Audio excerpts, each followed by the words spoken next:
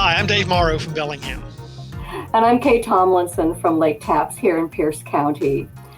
Dave and I are both volunteer speakers with AARP's Fraud Watch Network. Typically, we would be speaking to you in person for this presentation, but of course, with the coronavirus pandemic, we're coming to you virtually from our homes. Dave? So our presentation today is how we can help you stay safe online and avoid being a victim of cybercrime. So con artists aren't slowing down during this time of pandemic. In fact, they're actually leveraging what's happening to us to craft new types of schemes. And today we're going to be talking about how you can protect yourself online and steer clear of cybercrime schemes. The threat of con artists over the internet is relentless. These guys never stop. They're ruthless and clever, but a few simple steps can dramatically reduce your risk of being taken as a victim. So in this session, we're going to be covering how to stay safer on email and text as well, including on your computer as well as all of your mobile devices. We'll talk about some of the new advice on how to create really strong passwords and how to stay safer on social media, among many other topics. And of course, we're going to talk about the explosion of fraud and scams online in this new world of the coronavirus pandemic. Now, Dave has a long career in fighting cybercrime, and he's the expert in this topic. So, Dave, let's get started. Okay, thanks, Kay. Okay, identity theft and other forms of online fraud have always posed a serious and growing threat throughout the nation, and this more so today. And that's what we're going to talk about today, is the threat of cybercrime and how to avoid becoming a victim. You know, according to the FBI in 2019, there were over 467,000 fraud complaints that amounted to about $3.5 billion worth of loss reported. And that's just the incidents that were reported to the FBI, and we all think that those numbers were much larger and that went unreported. You know, the internet is a gold mine for scam artists, and the number of people who get caught by the scammers every day has exploded over time. The true volume and scope of cybercrime is probably never will be known. But what is known is that the criminals continue to use a variety of scams to defraud internet users, ranging from simple frauds to really complex hacking schemes. And they tend to adapt their schemes to current events such as the COVID virus. So what we're going to be talking about today is in general, how we want you to stay safe online. It's meant to help you understand some of the basic precautions you can take to make you less likely to be a victim of cybercrime. It's not going to make you 100% safe. These steps are just the beginning of the process of developing your mindset, of trying to make yourself a harder target for these guys to exploit. And that's what we're trying to do, is to just make yourself a harder target and make yourself skeptical of things that don't make sense online. In this discussion, we'll talk about some practices you should develop to keep your personal account information safe online and how to avoid losing control of social media accounts and other important accounts to cyber criminals. We'll also talk about how to bank safely online, which, despite the scary headlines in some of the media, is statistically a lot safer than walking around with large amounts of money in your pocket or visiting your local bank branch. Finally, we'll give you some things to look at to help you recognize and counter phishing messages, which we all have a lot of these days. So let's talk a little bit about what the web is, you know, just to get ourselves in, the terms of what we're talking about the same. We call the habits and precautions you need to adopt in your online life your cyber hygiene. Exercising good cyber hygiene should help reduce your risk no matter what you're doing on the internet. Like the physical town you live in, the best way to avoid trouble on the internet is to stay away from locations where trouble can be found. This probably isn't much of a problem in much of the things you do, our members personally do online, but we all have children and grandchildren just about who always visit and oftentimes want to use our systems, our computers, or our phones, and those things can expose you to problems too on the things that they do.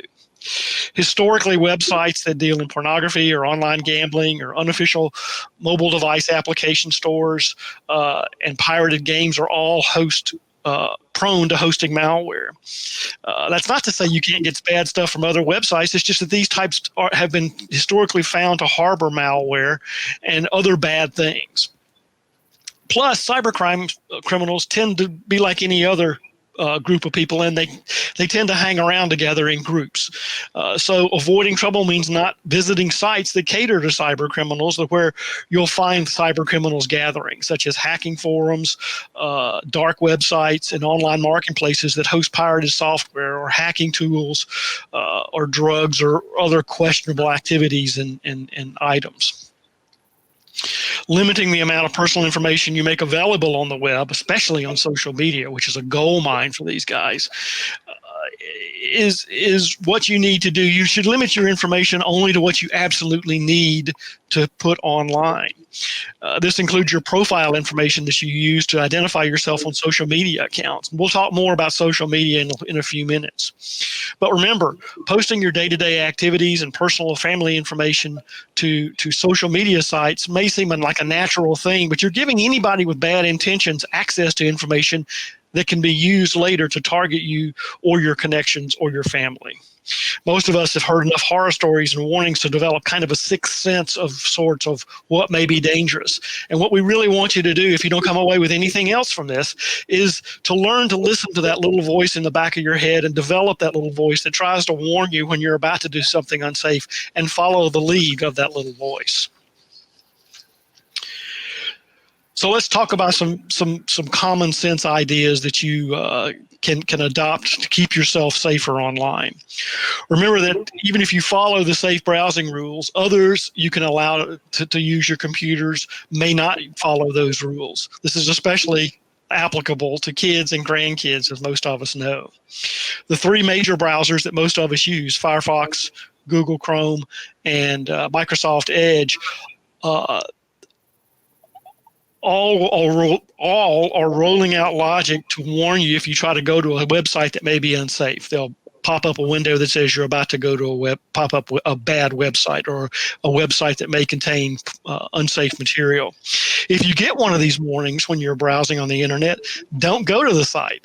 Don't just click right through it and press on unless you're absolutely sure you know what the site is and that it's safe. Because like anything, these sites can be wrong, but 9 times out of 10, they're not. If you get a pop-up message that asks you to allow a program to install that you don't remember asking for, don't just press OK unless you have asked for the program and know what it's supposed to do. You know, a good rule of thumb on anything in your computer is if you didn't ask for it, delete it. You know, periodically go through your computer and see what programs you have installed. And if you don't know what it is, or if you haven't used it in a while, consider removing it. You know, however, be careful, because many printers and other devices install programs with some very cryptic names. And I've found some things on my devices that I really didn't understand and deleted them following my own rule, and found out I couldn't use my printer anymore or couldn't use my scanner anymore. So if you delete an unknown program and one of these things, your printer or your scanner or whatever, starts having problems, you may have to reinstall it, something that you've removed.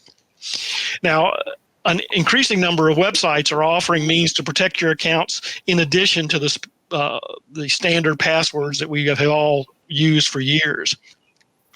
These programs will enhance your protection by sending you a text or an email with a confirmation number after you enter your password to get into your account. Others may ask you to give the answer to a secret question that you've established before that theoretically only you know the answer to. Periodically, you need to change your password though, and make or your secure question or your secret number if you have that, to make things a little more secure. Once a year is probably a good place to start, but you don't have to limit it to that. But if you think any of your passwords has ever been compromised, if you get a notice from somebody that says, hey, we had a breach and your account data was part of the breach and it might have been compromised, change your password. And it's not a bad idea to change all your passwords at least once a year. Okay, so let's talk about passwords in a little bit more depth. This is really one of the strongest things that you can do to protect yourself online, and that's to have a strong password. So when you look at this screen, I'm hoping that as you look at these passwords, nobody is raising their hand saying, yep, that's my password. In fact, these are considered to be bad passwords. Let's take a look at a listing of the top worst passwords. This is compiled by a company called Splash Data. And in 2019, you can see the listing here. And I'm sorry to tell you that for about the past 10 years, number 1 and 2 have been number 1 and 2. And unfortunately, that means that people are still using these passwords. 1, 2, 3, 4, 5, 6, that's going to be pretty easy for a scammer to guess if they have your email or your ID. So let's take a look at some of the more recent suggestions about how can you make a strong password. And, you know, I've found that this is never anyone's favorite topic because people feel like they have to keep a list. Some people are still using little Post-it notes on their monitor for their passwords, or they're using the same password for every site they visit. You know, in the past, we've been told that we should use, you know, random letters, uppercase, lowercase, characters, numbers. A lot of people might use their kids' names or their kid's name and then a birthday. But really, you should not use any recognizable words. You know, the name of your cat is not a good password. And as Dave said, you really need to change them often, which just adds to the complexity of how do I maintain my passwords.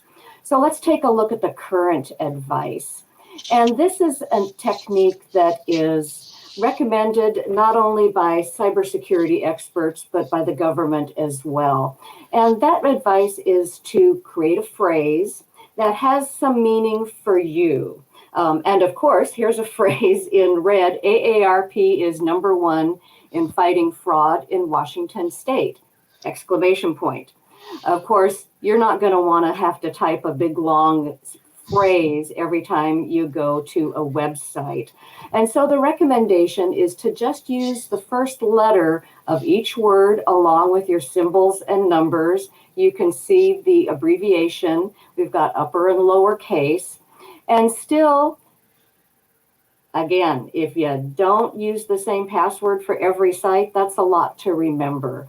So another recommendation is to utilize a password manager. And no, this isn't somebody that visits you and help you remember your passwords. This is a software program. You can take advantage of free programs, or there's some fee programs available. And they are generally going to generate, remember, and then automatically fill in very strong passwords for you anytime you go to a site that requires a password. These are going to be encrypted, and they're going to be stored either encrypted on your hard drive on your device, or you know, online in the cloud. And again, some folks are looking to use a password manager, maybe not for every site they visit, but also only for their financial sites if they do online banking. So it's really your choice. But again, password managers are becoming very popular, and they're an easier way to manage multiple passwords across multiple sites. The key, very important to have a strong master password that you're not going to forget, so you can get into your master password manager program. So let's take a look at some more information on password security. These are some other security tips. Dave talked about what's called two-factor authentication. And again, this might be a confirmation number you receive by text or email that you then have to enter online in order to access your account. It might be security questions that you select and then select an answer to. And really think about the security questions if you decide to use those. Don't use questions and answers that are going to be available to folks on social media, because if your information is stolen or a website is compromised, potentially someone might be able to guess those answers if it's information that's common knowledge about you. I have a friend that actually uses those questions, but she lies. So nobody knows the answers to her questions because they're not true, but they work for her. As Dave said, turn on automatic software updates. And most softwares and apps do update automatically at this point. But if yours don't, set a time on a regular basis to make that update so you make sure you have the most up-to-date security patches. And if you haven't guessed already, I'm going to remind you, do not reuse passwords across multiple sites. It might seem like it's really not a risk to use the same password on your fitness app, on your mobile device, as it is for your checking account. But if that fitness app is compromised, I can guarantee you that the fraudsters are going to try that password on multiple financial sites to see if they can get lucky with your password. So now that we've talked about password security, let's talk about how you stay safe on social media. There's some very basic precautions that we think everybody ought to take, whether you're using Facebook or Twitter or Instagram or some of the new social media programs that have come out. First of all, only friend or include people in your network, people you actually know. The existence of fake social media profiles has recently been all over the news, and everybody is impacted by that.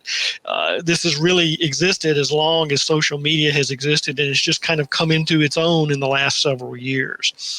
There's no 100% effective way to secure all your social media accounts, but some of these other hints will help too. Some networking sites will give you some sort of prize or will urge you to accept connection requests only, from anybody, just to increase the size of your network. And this is a very basic and pretty dangerous thing not to do, mainly because it makes you prey to anybody just trying to market fake profiles. And I've actually seen people's profiles on LinkedIn and Facebook, especially LinkedIn, that would say, I'll accept all friend requests or network requests. And basically that's just opening the door for fraud for themselves. It may seem unfriendly to refuse connection requests from people that you don't know. But think of friending somebody, think of putting somebody in your network as the cyber equivalent of asking them to come sit in your living room, right? You wouldn't invite people who you really don't know and have no real common interests with into your house. So why would you invite them into your cyber house, into your friend network? Again, be skeptical, as we always say, and wary and very suspicious of unsolicited connection requests, as well as kind of know who's in your network. And because I've had several instances in the last year where I've gotten friend requests from people that I already know I'm a friend with, that I knew from when I was in the military or knew from my previous jobs, and I knew they were my friends on Facebook, but here I was getting another friend request from them. So that way I knew that was pretty definitely a fake request. And don't allow applications that you have on the internet or on your system to use your contacts or data without being very, very carefully considering that. And also we tell people, don't use the join with Facebook or join with Google shortcuts, because what that really does is, if you see that little button that when you sign up for a new website and it says join with Facebook, you're giving your Facebook credentials to that site. And that site can easily lose your Facebook credentials. And then, if they get compromised and they lose those credentials, then the hacker has not only your credentials to that website, they have credentials to Facebook too. It's the same thing as sharing your passwords in many ways. So one of the other things we want to talk about is scams that you see, some common scams that can occur when you're using public Wi-Fi and using your computer in public. This is when you are in like a coffee shop or at the hotel when you're traveling or sitting in the airport. the most common type of attack on public Wi-Fi is what we call the man-in-the-middle scam, and this is how it works. This attack, the man-in-the-middle attack, is kind of a form of eavesdropping, where a scammer intercepts your Wi-Fi signal or hacks into your computer to intercept your communications with others. They, in other words, insert themselves between you and the person they're talking to. They are the man or woman in the middle. And the attacker can then, if they're in the middle of your conversation, they can then alter your communications to gain access to your passwords, to get access to your account information, or change what you're doing in your savings account or checking account, or just copy the information that you're sharing that you think is private. And after this happened, the criminal will may alter your communications with your bank or your credit card company, so the funds can go to his or her account instead of where you intended. Or they can cash out your investments, or they can order goods and services using your credit cards. So just be careful about where you use public Wi-Fi and what you do when you're on there. Don't do things like deal with your personal finances or your investments. And if you have a piece of software called a virtual private network, or VPN, always try to use that when you're on public Wi-Fi. Finally, we want to talk about something that many of you may not have ever heard of, and that's called the Internet of Things. And that's where many of the things we have in our houses these days, our appliances, can now come with an option, or seeming like they make you have network access. So in my house, I have refrigerator, and I have washer and dryer, and I have surveillance equipment, and all that stuff that is all can be put on my home network. But I don't necessarily want it to have access to it, because there's numerous instances, there's numerous stories in the media about these devices being misused, because a lot of these devices, a lot of these appliances that were now being put on your home network were not intended to be put on there. They weren't designed with secure communications in mind, and they weren't really designed with security in mind. And so there's lots of instances where these things have been taken over and used by the bad guys, if you will. Some examples of that was like the wireless surveillance cameras that were taken over in a children's room. We've read those stories where, somebody hacked into the surveillance cameras and the baby monitor, and we're talking to the baby in its crib, in her crib, when the parents were downstairs. Or we remember the stories a few months ago about the home assistants like Alexa or Google Home that were listening all the time to the things passively, constantly listening to what was being said, what you were doing in your house, waiting to hear you say, "Hey Alexa" or "Hey Google." So these are instances where home devices are always in your network, and they can easily be used. Remember, it's always your choice whether you put one of these new appliances on your network or not. You can always refuse to do it. If you decide to do that, if you decide to put it on your network, you need to take some steps to secure the devices. And one of the good ways to do that is most home networks, routers for your home network, will have really two accounts on it. They'll have the account that you use, and then they'll have the capability for a guest account. And you can set up your guest account as it's basically a second wireless account that you can set up and put all your home devices on there. So if they get compromised, they don't have access to your computers and stuff that's on your network anyway.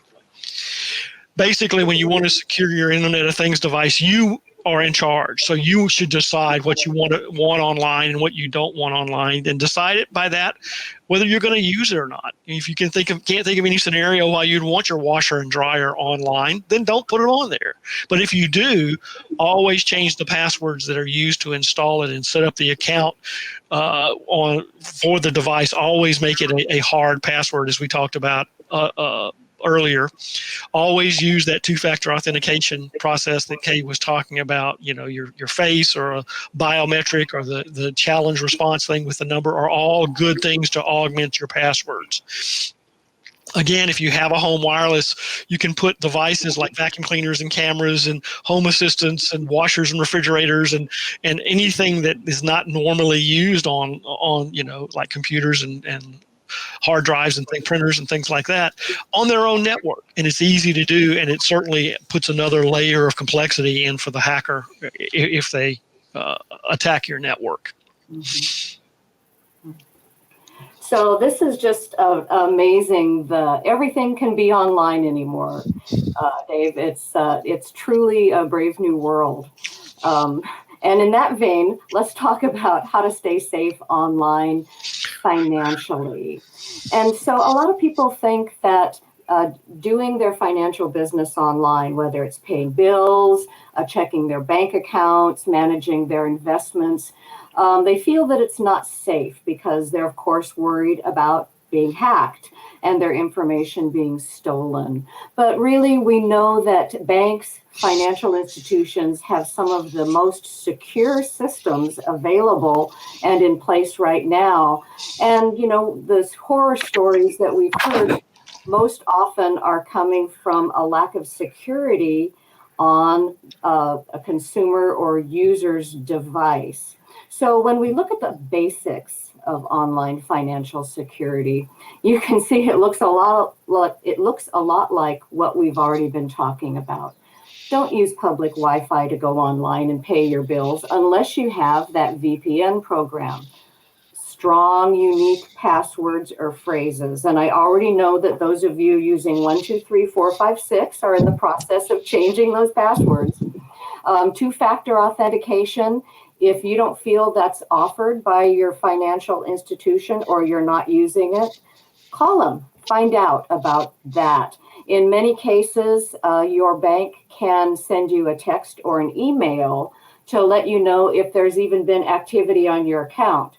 So if it's not you and there's activity, you know to check right away.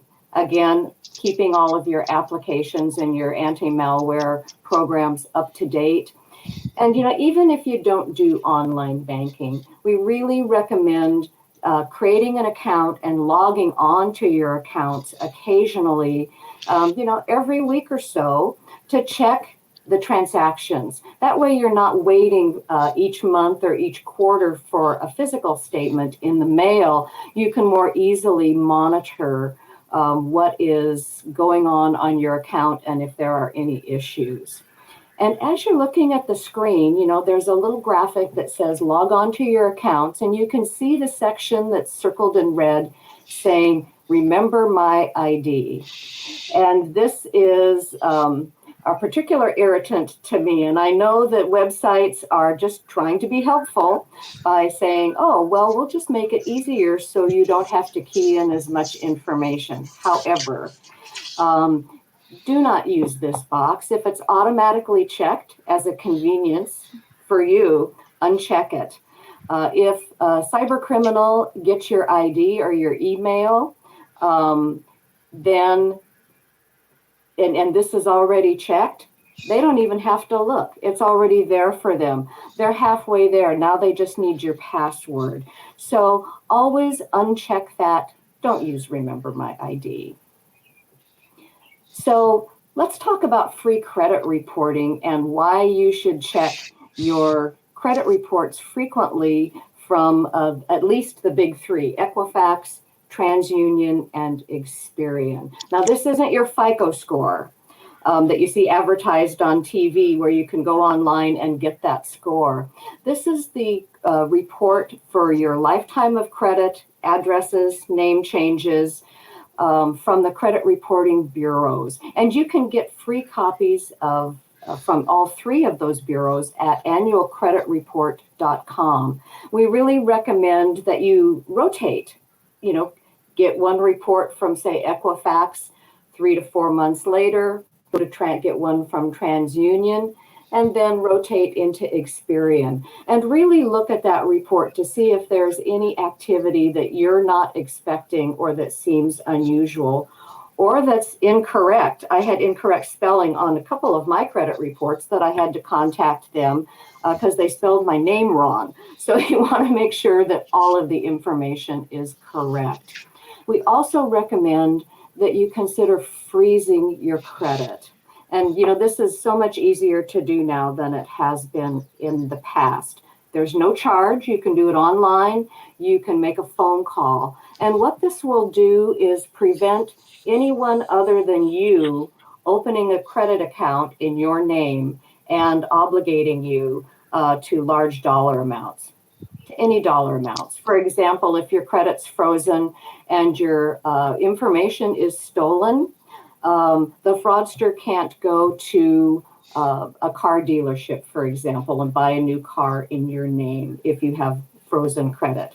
Of course, you can't go to the car dealership and buy a car in your name either unless you unfreeze your credit first and then refreeze it after. And you know, a lot of people now are actually freezing the credit of their children and grandchildren. They've got social security numbers, and you don't want your kids and grandkids to grow up and now they're going to go out into the world and start creating a good credit history and find out that their information was stolen years ago and they're starting really from scratch. So again, really consider making those steps. If you do any shopping online like I do, really consider using a designated card, a designated credit card for those purchases. Much easier to track, one place to look, and if a site is compromised or if your credit card is compromised, it's going to be much easier to manage. And always be cautious where you use your card. You know, if you're at an ATM, even if it's outside of your bank, you're at an ATM or you're at a gas station and you go to swipe your card or insert it in the skimmer, if it's loose, if it looks damaged, or if it looks like that maybe there was a seal that might now be broken, do not use it because potentially it's been tampered with by the bad guys and they're looking to copy and steal your credit card information. Please report that to that facility. And again, finally, limit or eliminate your use of debit cards. And I've really found that people have strong feelings about their debit cards. I know I did. I loved my debit card. However, keep in mind that your credit card company limits your liability for fraudulent purchases to $50. And, you know, if you've been a card holder with them for more than a very brief time, they're going to waive any of those charges as well. However, banking institutions for debit cards do not have that legal requirement. Many are going to waive some of the charges. Now, they might waive all of the charges if they're proven to be fraudulent, but they're not legally required to. And besides, you don't want access for fraudsters to not just your checking account, for example, but any other accounts that are linked to that one bank account. So again, really consider limiting or eliminating the use of those debit cards. So one of the things we all have in common these days is email. We all use email just about, and we all struggle to a greater or lesser degree with emails that we don't know where they come from, that are bothersome, that are sometimes objectionable. We call these phishing emails or spam. And what we want to talk about now is basically what phishing is and how you can spot it and how you can defend against it. So we talk about phishing as being basically somebody sending you an email, a fake email, most likely, in the hopes that you'll open the email and click on the attachment or click on the link, the web link in the email body, and then they'll forward you to a website that asks for personal information. Or if you click on the attached program or an Excel spreadsheet or something like that, it'll infect your computer with virus or other type of malware. Phishing emails, as we all know, can range widely from being almost comic in how crude they are and spelled poorly and poor punctuation and poor use of English or other languages, to, at the other end of the spectrum, ones that are very convincing and realistic enough to fool even an expert. But there are several things you can do to kind of watch yourself, watch your messages, and uncover a phishing messages. Now, some experts will tell you today that phishing and spam emails and texts, don't forget texts, also make up about half of the traffic, as much as half of the traffic on the internet today. So as we look at an email, there's several things you can look at, especially if it's an email that you're a little uncertain of. There are several indicators you can do to look at to see if it gives you hints or red flags that it may not be a legitimate email. So this is an email I got several years ago purportedly from Facebook. And it came to my personal email address, and it tells me that I have one message that Facebook wants me to read. And but there's several things about this email that are kind of suspicious to me. And these are kind of the steps I now go through just about any email, even on ones that I from people purporting to be people I know that I wasn't expecting to see. First of all, I look at the top line. Dave B. Morrow, one message is ready, waiting to be read, terrorist. What's up with that last word, terrorist? Well, this is the subject line of the email. In email filtering programs that we use in Google or Firefox or Internet Edge, all use character recognition and signature recognition, mainly the subject lines of emails, to weed out suspected emails before you even get them as being fraudulent or spam. And the hackers knew this. They found this out. They've been doing this for years with email filtering. And one of the things they look at is the subject line of the emails. And if it matches the subject line of an email that they know to be fraudulent, that's been reported by somebody else, they'll just quarantine it and you'll never see it. The hackers found this out, and so what they started doing is putting random words at the end of the subject line when the email was sent out, and the phishing email then didn't match any of the known subject lines for fraudulent emails and would be more likely to make it through the spam filter. So that's a first red flag, is that kind of random word that doesn't make any sense in the subject line. Secondly is look at the email address where it comes from. I mean, this is supposed to be from Facebook, so you would expect it to come from an address that has facebook.us or facebook.com in it at some point, but it's not. This is from mailtolu at Frzapple at mailtolu.com or something like that. So it's not a Facebook address. So that's another red flag that you need to know. Finally, if you look at the body of the email, you'll see those areas that are highlighted in blue, or you see the buttons at the bottom. All of these are, if you click on those buttons or click on that highlighted blue area, those have links embedded in them that if you click on them, they'll take you to another website. This is how buttons work and how things like that work in an email. But if you do it in this email, it'll take you to cookspaints.ru/singles, which is a website probably that's been taken over by the hackers in Russia. .ru means the website is located in Russia, or it's registered in Russia. So how you do this, how you find this out, is on most browsers, most common browsers, is take your touchpad or take your mouse and just hover the cursor over those buttons. Open the message, or see all notifications, even the unsubscribe, a little bit of unsubscribe down at the very bottom there. Hover over it, and in the lower left-hand corner, you'll usually see the URL to which you would be taken if you clicked on that button. So if it doesn't say something with Facebook in it, then I know that that's a problem. I know that cookspaints.ru is not a Facebook account, so I know it's probably a fraudulent email. What you want to do if you get one of these emails is just delete it. Don't respond to it. Don't click on the unsubscribe link or any button on the email or anything on the email. Don't click anywhere in the body, because I've seen emails that click anywhere in the body of the email will take you to it. At the very least, it sends a response back, if you respond to it, to the scammer that this is a live email address and might be worth some effort. One thing it won't do for sure is unsubscribe you from future phishing emails.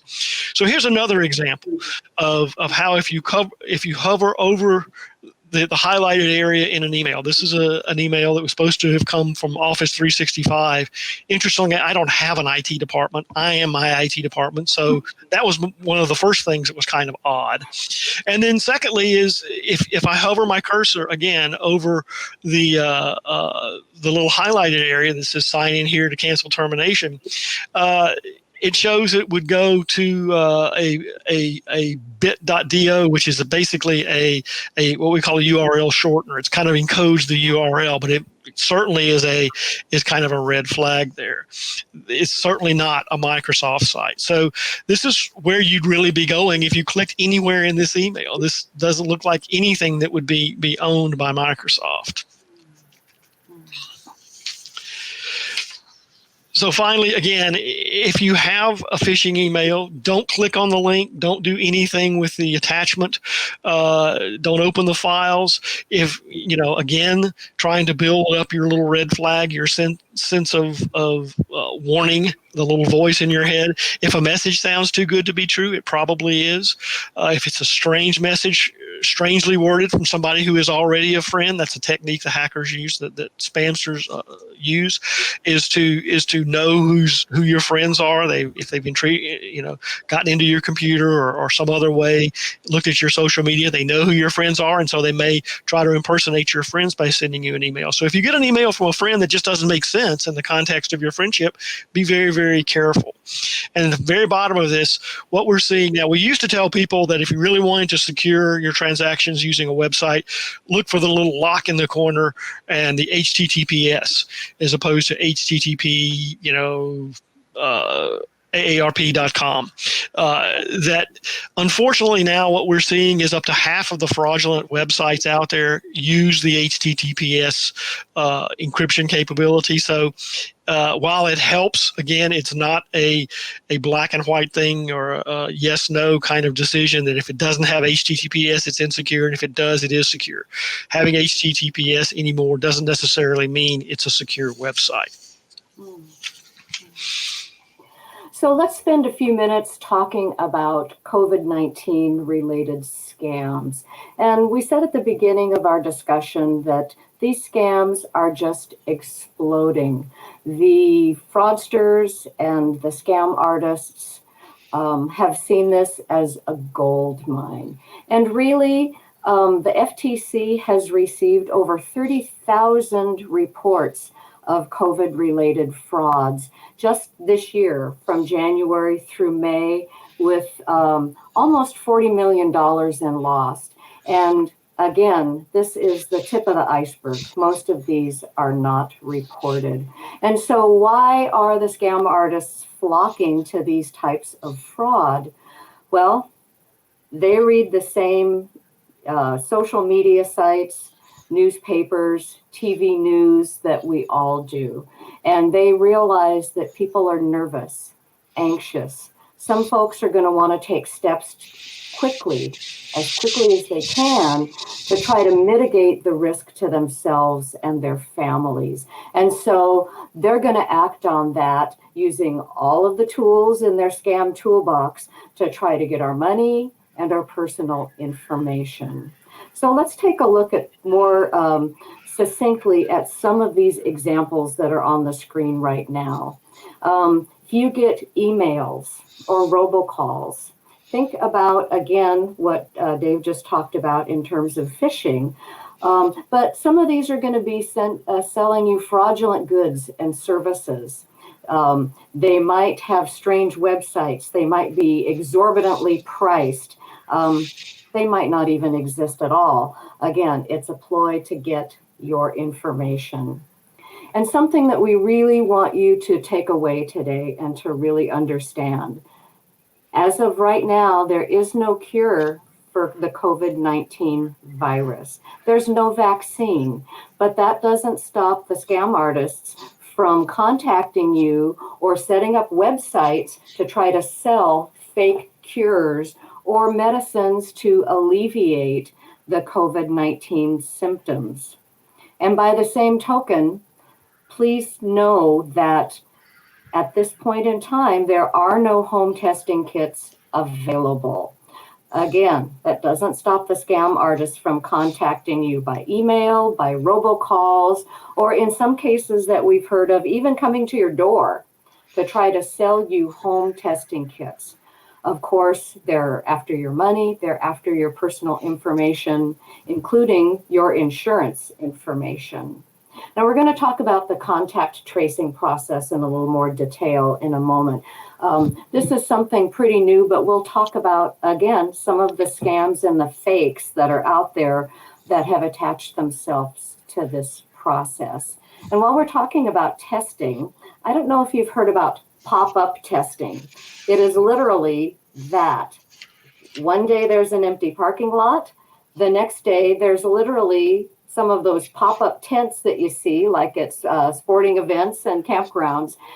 Folks that are in personal protective gear and signage, they make it look so official. And they're asking people to come in and drive through for tests, of course, either in exchange for money or, more importantly for them, for their personal information as well as their insurance information. The next day, empty parking lot again. So if you're looking for testing for the COVID-19 virus, make sure you talk to reputable clinics, your physician, your healthcare professional to understand where the valid test sites are really located that you can attend. So, of course, financial scams are so prevalent now with the coronavirus pandemic. A lot of us have already received a stimulus payment, but there are more payments coming out.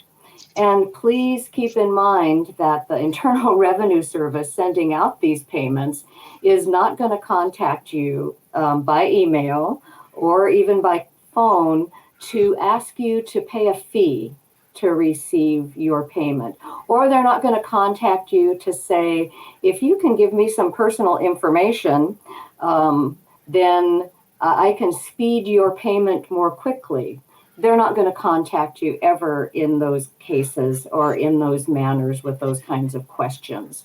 And even though some of us have received a direct deposit or checks, the IRS is now sending out prepaid debit cards. And you can see an example here on the screen. And so this is very handy for folks. However, unfortunately, some folks are receiving these in the mail, and they're assuming that it's a fraud. And unfortunately, they're throwing their stimulus payment away. So if you do get one of these debit cards, notice it says Visa debit. It's got the little rectangle of the code in there. It's going to be accompanied by a letter and information telling you who to call, who to contact, how to activate this. Don't assume this is fraud. This is really what the IRS is sending out for stimulus payments at this point. You know, the FBI has told us that Washington State has really been a target for these unemployment scams. You've probably heard the news stories as well for the number of folks that go to sign up for unemployment, and now someone has already signed up in their name. So this issue continues to be worked by the state, and you know, more progress is being made on an individual level with each applicant. You know, the main key is to really follow some of the steps that we've been talking about today to keep your personal information safe. We're finding out too that small businesses are being targeted as well for these scams with opportunities for loans in exchange for some pretty invasive personal and financial information. And of course, the loans never materialize, but your information is gone. And of course, we all want to help our friends, our families, our neighbors, other folks in our town by giving what we can to help where we can. But keep in mind that if you get, again, a phone call or an email from a charity that you're not familiar with, or maybe it is a name you're familiar with, be skeptical.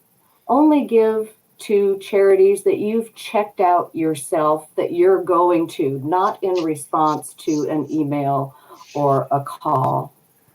And finally, a lot of what we've talked about today is basically an imposter scam. And when we say that this is now epidemic, we're not kidding. In the past, we've talked about grandparent scams where you might get a call from your grandson, supposedly your grandson, saying that they're in jail and they need money to get out and someone is going to help them. Send money now. Well, with the coronavirus pandemic, now it's your grandson is ill, needs additional medical help. There's not enough money. Send money now. Again, this is another form of that imposter scam. So let's take just a couple of minutes to talk about contact tracing. And this is pretty new, so I'm not sure how familiar we all are with this. And this is being implemented as a means for the health departments to track who has tested positive for the coronavirus and who have they been in contact with, again, as a means to try to encompass or encapsulate or slow the spread of this virus. So here's how it works as you follow along the graphic on the screen. If I have a friend, for example, who is now starting to show some of the symptoms of COVID-19, first thing they're going to do is self-quarantine. Then they're going to contact their healthcare professional or clinic and get tested. And that's the key, wide testing to identify who might be a character but might not yet be showing symptoms. So if that person tests positive, they're going to quickly isolate, of course, so they don't continue to spread the infection. At that point, they're going to provide a list of names of people that they've been in contact with recently. Now, this is where the contact tracing comes into play. Volunteers that have been trained as part of this process, they might be healthcare professionals, they might be, at one point, some of the National Guard were helping us with this. They might be even folks from the Department of Licensing. The key is these people are trained to reach out and contact everybody on that list and let them know that they've been in contact with someone who's tested positive for COVID-19. So for example, if I'm on my friend's list, I'm going to typically get a call. They're going to try to call you first. And this is a voluntary interview. This isn't required. I don't have to talk to these people. I don't have to give them any information, but they're going to provide me with a lot of good resources of next steps to take and what I should do to protect myself. I can tell you that they're going to ask for my date of birth. They're going to ask for my address because they're tracking where this virus is spreading. And they're going to ask my race or my ethnicity. And so those are valid questions for healthcare professionals in the health department to track the spread of the coronavirus. This is where the scam artists come in and the fakes come in. If you get one of these calls and you are asked for your social security number or some financial information, or maybe your marital status or your immigration status, for example, hang up.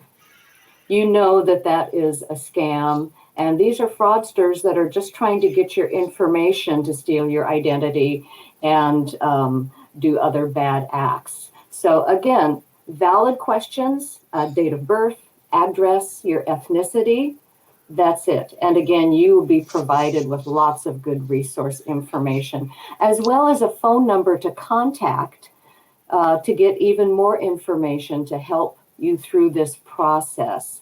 If you're not comfortable talking with this person on the phone, just get the phone number and then call, and you can get that same resource information.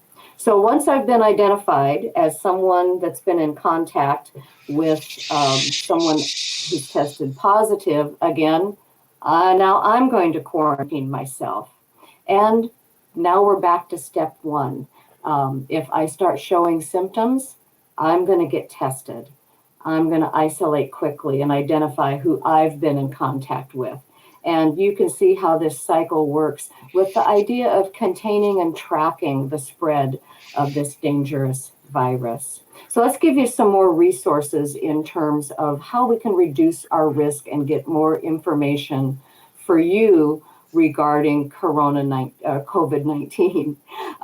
So you can go to coronavirus.wa.gov, and this will tell you a lot of information about where we're at county to county within the state, what you can do to protect yourself, what you need to know. Obviously, it'll even give you some information on up-to-date scams associated with the coronavirus. Check on the status of your stimulus payment if you haven't received it yet at irs.gov/coronavirus/getmypayment. This is the only site to go to check on your stimulus payment. And just as an additional caution, we're seeing a lot of those phishing emails come out that want you to click on a link that's the IRS, and they actually have IRS in the name of the link. And so you see that, well, it must be the IRS, because look, it says IRS right there. You only want to go to irs.gov. That's it. Consider signing up for informed delivery through the U.S. Postal Service. You can see what mail you're getting each day. It's very handy, very easy, no cost. And of course, we really ask you to share the word. You know, share the information that you've heard today, not just on the coronavirus, but on the cybercrime threats as well. And if you can certainly go to the aarp.org/WA for lots of great information. And so now I'm going to turn it back over to Dave to kind of get a great wrap up and tell us about some more resources. So thanks, Kate. One of the things to recap you want to do is to make sure you know what's happening online. So you want to monitor your accounts online to make sure that you understand what's being put into your checking account, what's being taken out, what kind of credit is being requested in your name.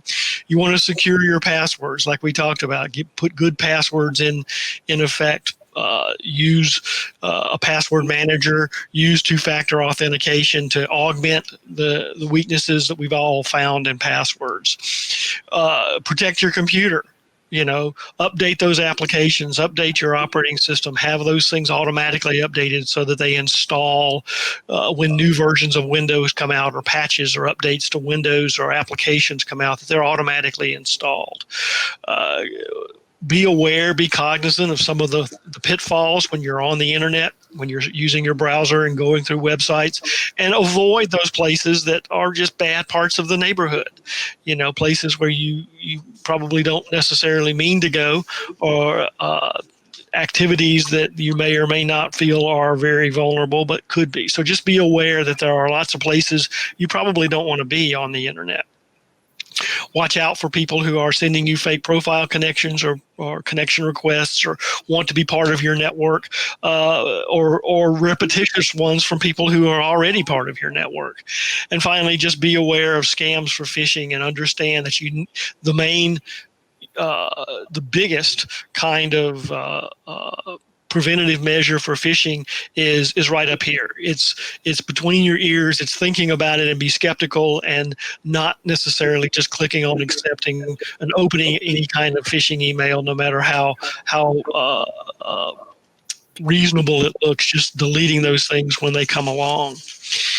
Now, there's a lot of other things. You know, this thing changes. Cyber fraud and fraud in general changes all the time.